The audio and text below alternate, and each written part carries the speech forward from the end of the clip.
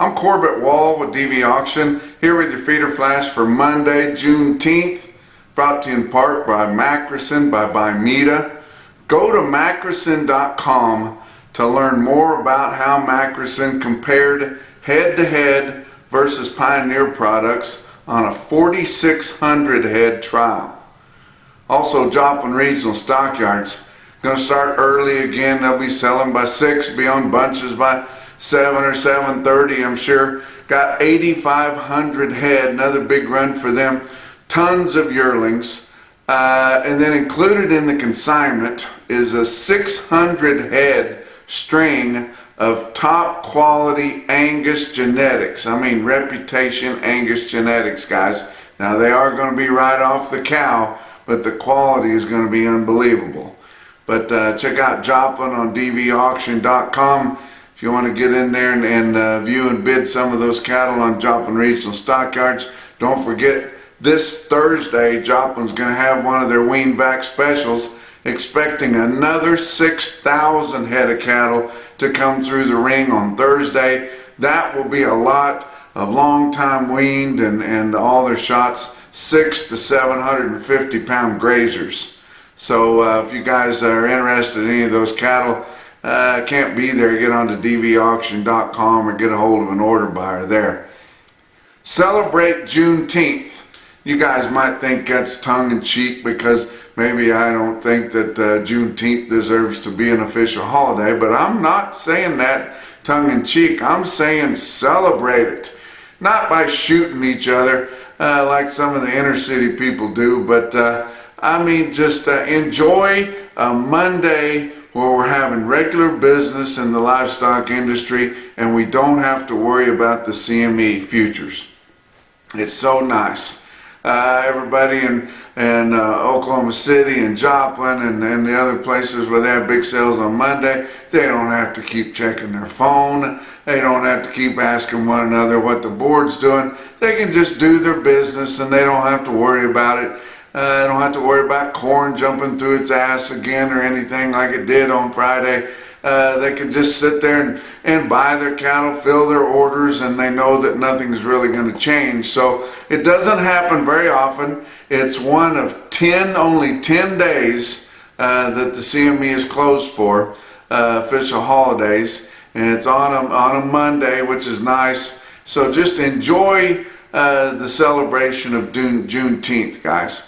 And then as we go into this week, we know that our packers are going to be short bought. We don't really know exactly how many fat cattle that they bought after 2 o'clock Friday afternoon. Up through Thursday, they had only bought 29,000, which is nothing. And then Friday before 2 o'clock didn't buy very many more. I'm sure there was some more late in the week last week, so we'll just see where we're going to be. But regardless, they're going to be extremely short bought coming into this week. They played hardball last week. They dug in, acted like they didn't need any cattle, where just a few days before that, the previous week, they were scrambling for them, but the market kind of got out of hand. So last week, they really dug in their heels. Okay, well now they're short bought. What's going to happen this week? You would expect the packers to want to increase the change speeds big time this week, leading up to the 4th of July demand and slow down in production. So you would think they would want to have a really good clip this week. Well, to do that, they're going to have to get out here early in the week and start buying some cattle for immediate delivery. And we'll see how that pans out. We hope that the guys that are selling these fat cattle stay hooked a little bit and make them pay for them. But also on your feeder cattle, if you've got pens to fill, and I know they're hard to fill, these cattle have really gotten high. They did come down a little bit the second half of last week after the board cratered on Wednesday. But if you want to fill pens with feeder cattle, you kind of need to get it done this week, because you know, we get into that 4th of July holiday. There's not going to be any sales on the week of the 4th, and the week right before the 4th, a lot of them are going to be shut down too, with the 4th landing on a Tuesday. So you know, the runs are going to get really tight. We're going to see a lot of big video sales, but the cattle won't be for immediate delivery necessarily. They will be for later summer delivery or even fall delivery. Talk about your board for last week. June live cattle futures. Monday was up 85, Tuesday was up 35, Wednesday down $1.97, but all your other traded months besides June were down nearly $3. Thursday was up 12, Friday up 77, with June live cattle ending the week at 178.35, actually up 13 cents for the week, but and that Wednesday was tough.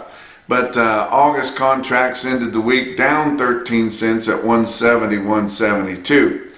August feeder cattle, Monday was up a nickel, Tuesday up $1.40, Wednesday was down $4.55. If you remember that, all of your months until next spring were down about $4.50. I mean, it's just ridiculous how consistently lower it was and why they needed to take that back all of a sudden.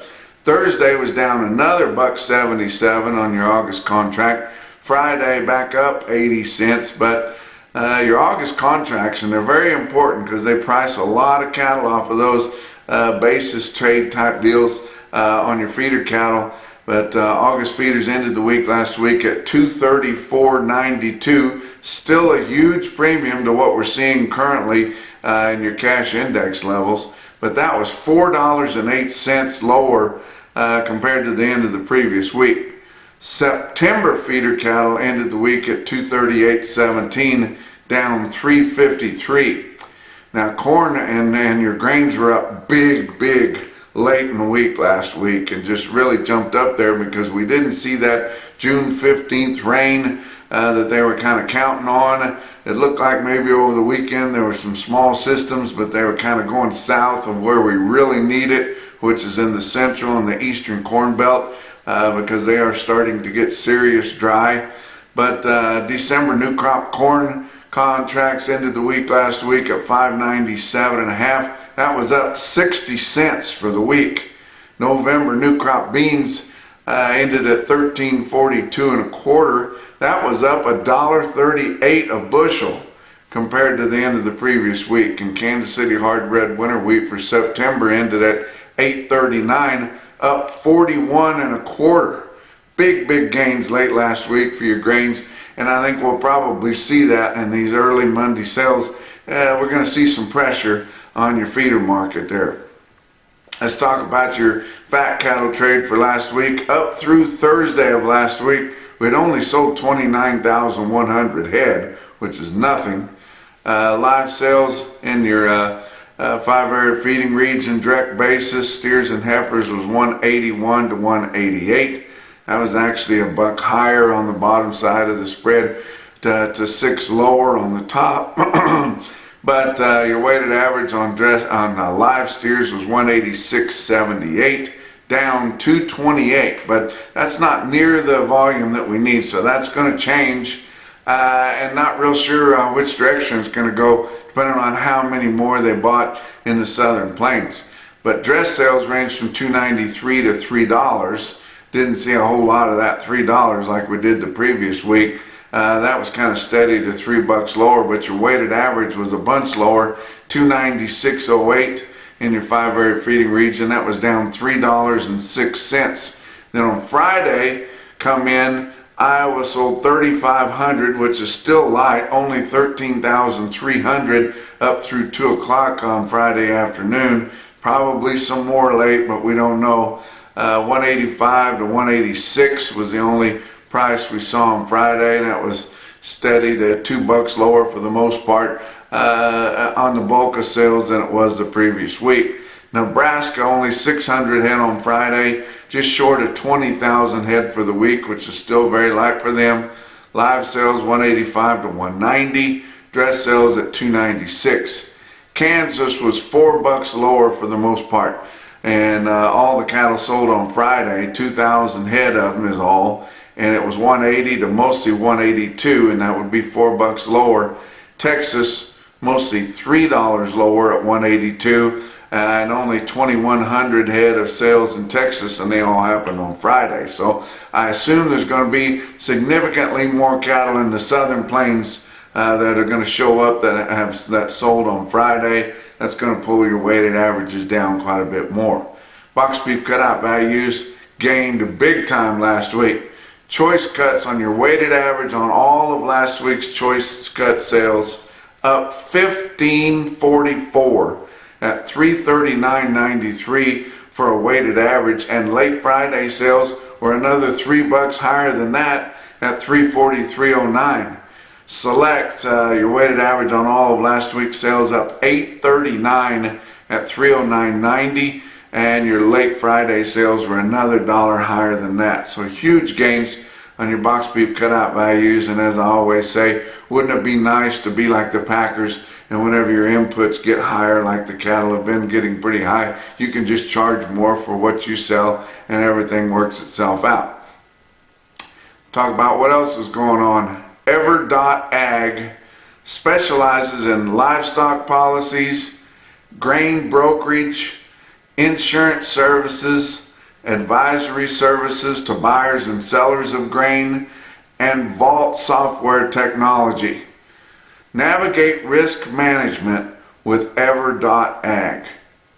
Talk about your feeder cattle market, your real-time index on DV auction, running from a 7 to 899 pound steer up through your middle 12 states, just like your CME cash feeder cattle index, but always up to date and current. Ended the week at 223.20, and that was down $2.16 for the week. So we did incur, and most of those losses were late week after the board crashed on Wednesday. You might want to check out, we've got several new sale barns that's going to add DV auction broadcasting. And so my buddy Dusty Markham that works with us, he's running around hooking them up as fast as he can. He shouldn't be so good at it, or he wouldn't have to do them all himself. But he's going to be in Heber Springs, Arkansas on Monday, because over the weekend he hooked up Wilf's Cleburne County Livestock Auction in Heber Springs, Arkansas. You guys can view that sale right there in Heber Springs. I'm not sure if they're going to immediately start taking bids or not, but you can get in there and check them out. If you were interested in buying some cattle on there, call them to get approved. I'm sure that they would like to accept your bid. Let's talk about your sales last week. Your cash feeder market in the sales was steady to $3 early in the week, and then steady to $4 later in the week. I think your Monday sales will be a tick lower, especially with the pressure from your grains late last week, even with the board closed to celebrate Juneteenth on Monday. But we saw some losses there on your feeder market. Calves were quite a bit lower, $4 to $8 lower. It's hot. It's getting serious hot, and it's not easy to straighten these calves up, and a lot of them are ballers. Talk about some of your sales late last week and over the weekend. How about on Saturday at Fort Scott Livestock Market in Fort Scott, Kansas? Look at these loads and bigger of 850 to 1,000 pound steers. They sold from 202 1/4 to 212.50, which I thought was pretty respectable there for a Saturday sale there in Fort Scott, Kansas.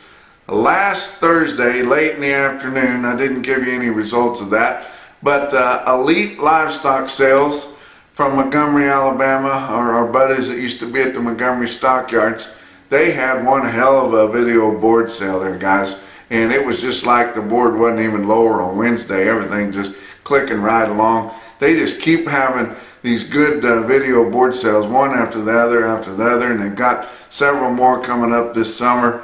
But Smithville Farms, they're in Georgia. They sold 3 loads of 850 pound steers, mostly black, but they'd be commodity cattle. Going to be delivering in a very late part of June at 222. That's selling in Georgia, guys. Right off the farm through the Elite Livestock Sales video board sale there. And if you're wanting to sell your cattle on a video sale through DV auction and you're in the southeast, get a hold of Elite Livestock Sales. Talk to them about it. How about Fort Pierre, South Dakota? That was a National Beef Wire stick out sale of the day. That was on Friday. They had 4,800 head. Market was weaker. It just had to be weaker, guys. But included in there, they had 1,091 eight-weight steers, averaged 860 pounds, with a weighted average price of $235.11. Wow, weighing over 8.5, guys. And then 229 head of light 9-weight steers, averaging 924 at $229.81. Had several people buying replacement quality heifers in there. 272 head of heavy 7-weight heifers sold for replacement with a weighted average price of $768, or a weighted average weight of $768 and a weighted average price of $229.44. Give you some individual quotes from all around. How about my buddy Teto Medina there, Santa Teresa Livestock Auction in Santa Teresa, New Mexico. That is on the border, on this side of the border. Those are Mexican cattle that have already been crossed, ready to go wherever you want to take them, and you can view and bid those on DV Auction now on Fridays, guys. But he sold 105 head of 616 pound steers at $220. Be a big string for there. How about Torrington Livestock Markets in Torrington, Wyoming on Friday? They sell 86 steers, weight 713 at $260-250. But the most impressive quote that I saw anywhere late last week or over the weekend in your Macrison, no BS, top quote for the day, indeed come out of Fort Pierre Livestock Auction in Fort Pierre, South Dakota. It was 90 steers, weighed 6 1/4 at $298. And that's your feeder flash for Monday.